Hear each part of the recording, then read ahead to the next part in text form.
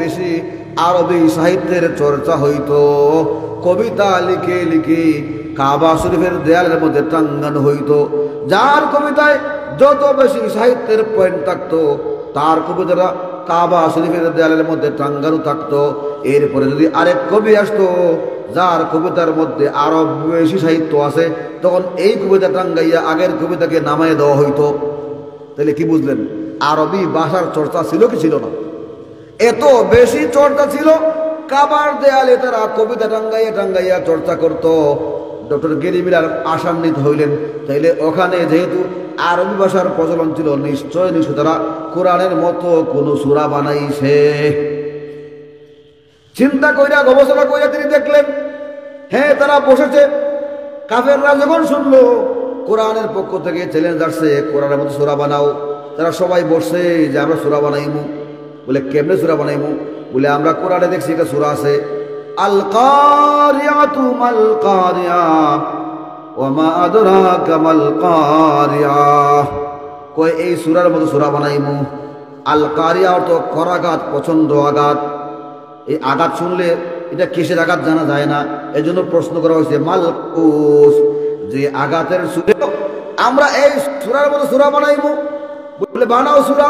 কই বানাইলাম। আল ফিলু মাল ফিল ওয়া মা আদরাকা মাল ফিল লাহু খুরতুমুন তাবিল। বলেন নাউজুবিল্লাহ। সূরা বানাইছে। কই হাতি। জাননি হাতি কারে কয়?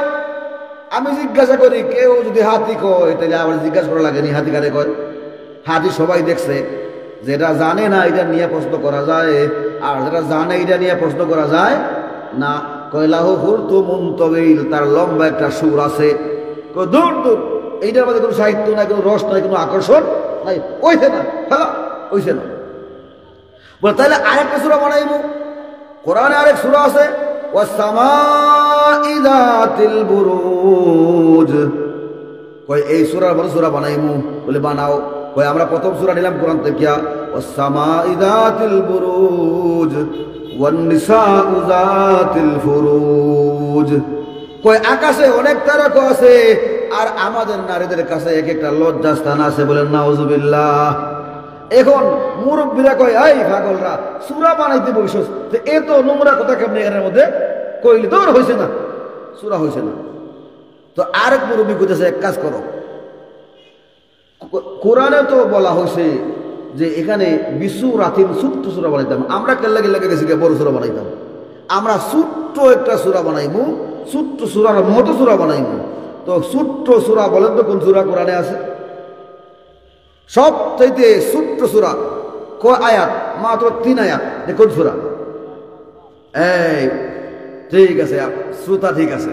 তারা বলে যেহেতু বলা হয়েছে ছোট্ট সূরা বানাইবার জন্য, আমরা কেন বড় সূরায় যাবো? ছোট্ট সূরা বানাইলে তো আমরা ফাঁস হয়ে যাইব, আমাদের চ্যালেঞ্জ রক্ষা হয়ে যাইব। এই জন্য তারা সূরা কাউসারকে বাছাই করছে।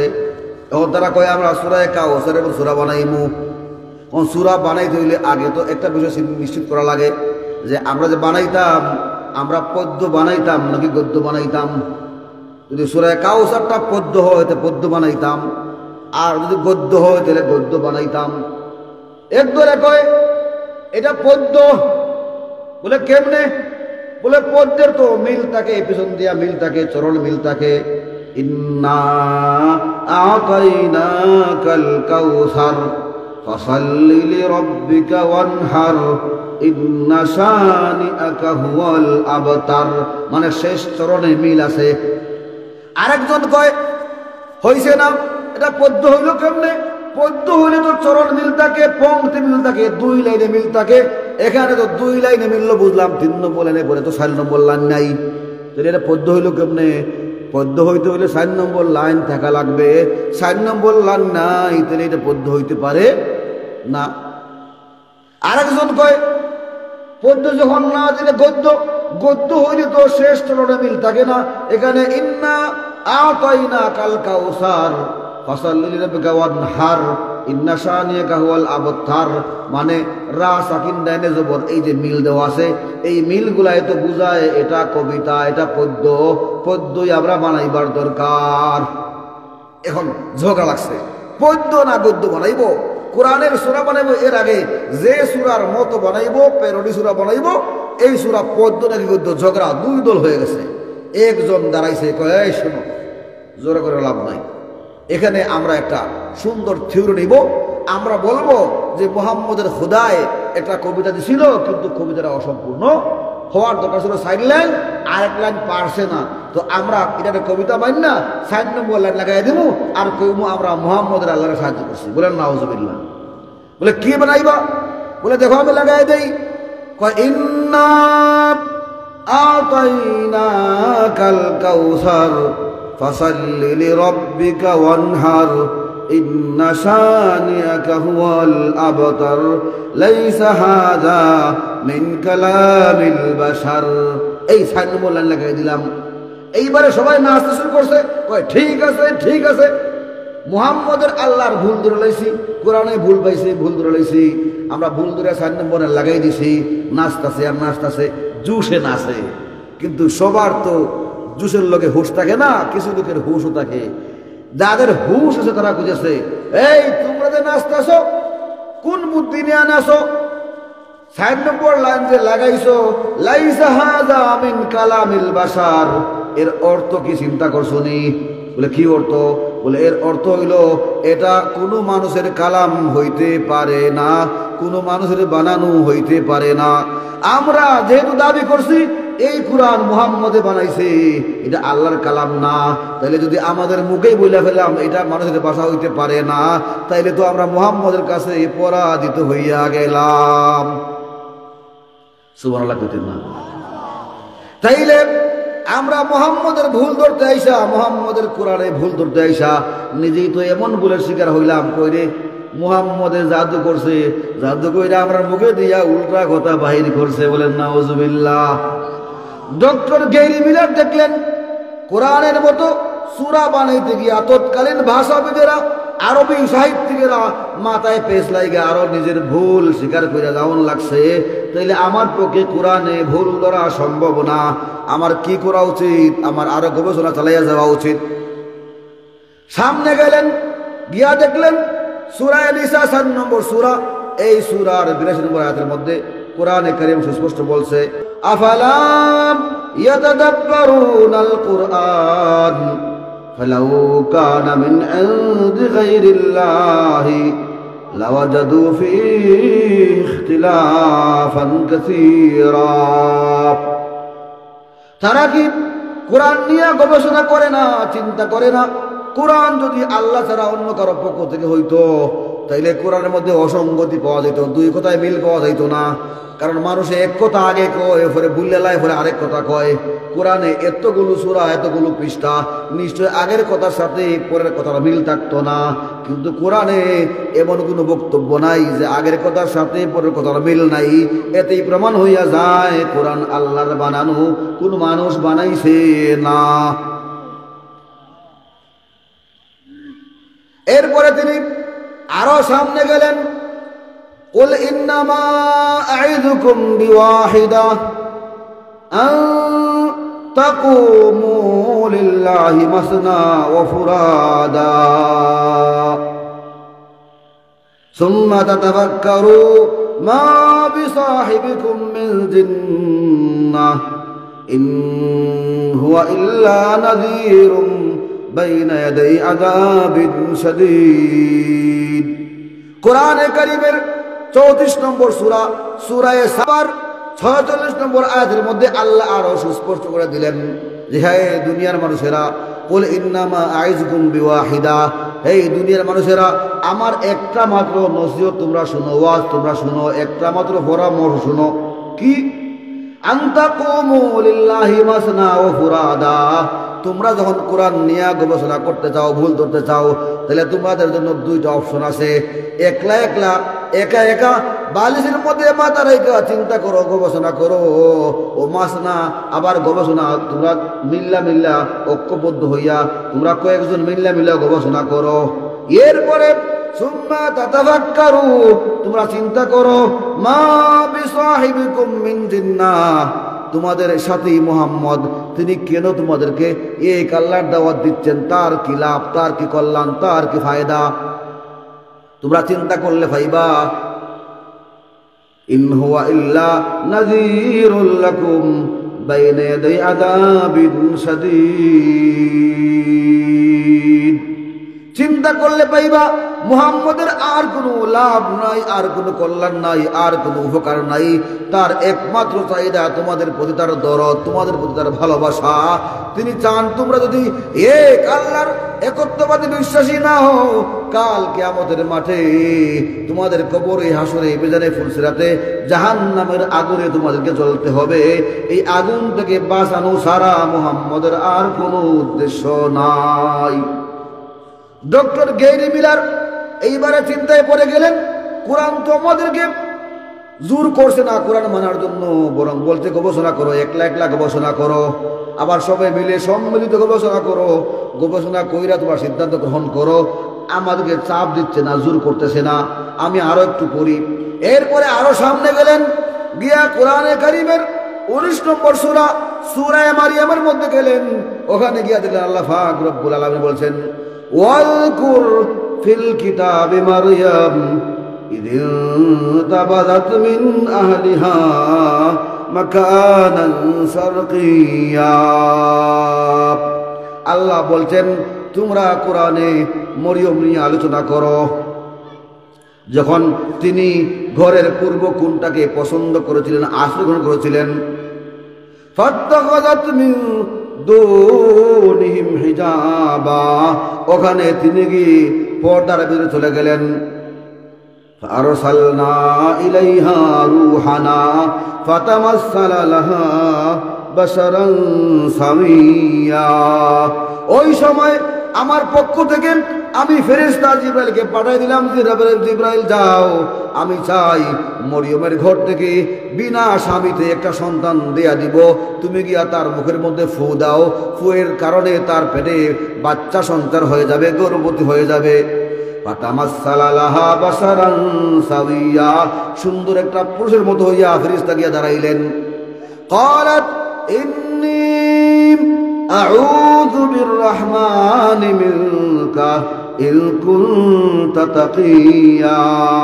মরিয়ম যখন দেখলেন এই পর্দার ভিতরে একটা পুরুষ আসছে, তিনি বললেন আমি আল্লাহর কাছে আশ্রয় চাই, তুমি যদিও মুত্তাকি পরেজগার হও, কিন্তু তুমি এখানে কেন আসলা?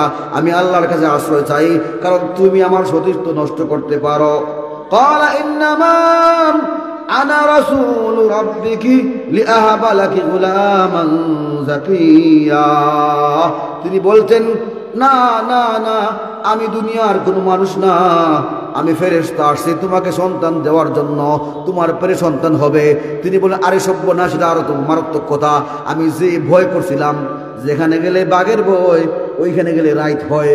আমি বলছি পুরুষে আমার সইত না, তুমি কেউ ফেটে বাচ্চা হইব, আর মারাত্মক না? আরে মারাত্মক কথা। আন্না ইয়াকুনু লি গুলামু ওয়া লাম ইয়ামসাসনি বাশার, কেমনে আমার সন্তান হবে? এখনো আমাকে কোনো পুরুষ কোনোদিন স্পর্শ করে নাই। ওয়া লাম আকু বাগিয়া, আমি পতিতা নই, আমি চরিত্র নষ্টকারিণী নারী নই। ক্বালা কাযালিক, ওই ফেরেশতা বলেন আল্লাহ কোনো পুরুষ ছাড়া, পুরুষের স্পর্শ ছাড়া আল্লাহ এমনি সন্তান দেওয়ার মতো ক্ষমতা আল্লাহর আছে। কি বলে, আছে না নাই? কাযালিক ক্বালা রাব্বুকি হুয়া আলাইয়া হাইনু ওয়া লিনাজআলাহু আয়াতাল লিন-নাসি ওয়া রাহমাতাম মিন্না। আল্লাহর যে শক্তি আছে, এই শক্তি আছে প্রমাণ করার জন্য। বিনা বাবা দিয়া সন্তান দিতে, বিনা স্বামী দিয়া সন্তান দেওয়ার ক্ষমতা যে আল্লাহর আছে, আল্লাহ এটা প্রমাণ করতে চান তোমারে দিয়া। এই কারণে আল্লাহ বলে আমার জন্য এটা সহজ, আমি কইরা দেখাবো, তোমার কোনো চিন্তার কারণ নাই। ফাহামালাতহু ফান্তাবাযাত বিহি মাকানান কাসিয়্যা। যেমনি তিনি ফু মারছেন, পেটে বাচ্চা এসে গেছে, এই কারণে তিনি লজ্জায় ভয়ে ওইখান থেকে ফালাইয়া অনেক দূরে চলে গেছেন, মাকানান কাসিয়্যা। ফাআজাআহাল মাখাদ ইলা জিযইন নাখলা, যখন তার গর্ভ থেকে বাচ্চা হওয়ার মানে প্রসব বেদনা আসছে, তখন তিনি দৌড়ে একটা খেজুর গাছে বেঁচে গেলেন। قالت يا ليتني مت قبل هذا ওয়া কুনতু নাসিয়াম মানসিয়া। হায় রে আমার পুরা কপাল, আমি কেন এর আগে বললাম না, আমি কেন নিঃশেষ হয়ে গেলাম না, আমি কেন বাচ্চা থাকলাম রে। আমার পেট থেকে বাচ্চা হইলে মানুষে কত কানা গুসা করবো, চিন্তা আছে রে না নাই। ফানাদাহা মিন তাহতিহা আল্লা তাহজানি কদ জাআলা রাব্বুকি তাহতাকি সারিয়া। ওই চিন্তা টেনশনের সময় তিনি দেখলেন তার নিচ থেকে আওয়াজ আসতেছে। কোন কোন কিতাবে লেখা হয়েছে স্বয়ং পেটের বাচ্চা তাকে বলতেছে, আবার কোন কিতাবে লেখা হয়েছে ফেরেশতার পক্ষে বলা হয়েছে তোমার চিন্তার কোনো কারণ নাই, আল্লাহ তোমাকে অপবাদ থেকে রক্ষা করবেন। ওয়াহুজ্জি ইলাইকি বিজিযইন নাখলাতি তুসাকিতু আলাইকি রুতাবান জানিয়া। আচ্ছা হয়ে গেছে, এখন খাইবেন কি? আগে তো ওখানে জান্নাতি ফল আসতো, এখন ফল আসবে না। খেজুর গাছে নাড়া দেওয়ার পরে খেজুর পড়বে। এখন ডক্টর গেরি মিলার চিন্তা করেন, আমি তো খ্রিস্ট ধর্মের অনুসারী, আমি তো খ্রিস্টান হওয়ার কারণে মরিয়মকে মেরি ডাকি, সম্মান করি, এবং ঈসাকে যিশু বলি, যিশুকে আল্লাহর পুত্র বলি। এবং এই মেরি এবং যিশু নিয়া ইহুদিরা এত গালাগালি করে। মেরিকে বলে একটা পতিতা, নাউজুবিল্লাহ, আবার ঈসাকে বলে একটা দারুস সন্তান। কিন্তু এই কোরআন এত সম্মান দিয়া, কোরআনে আমার মেরির নামে মরিয়মের সূরা আছে, আবার এই কোরআনে দেখা যায় মেরিকে সেভ করার জন্য তার এই কাজটা যে আল্লাহর পক্ষ থেকে হয়েছিল এখানে বর্ণনা করে দেওয়া আছে।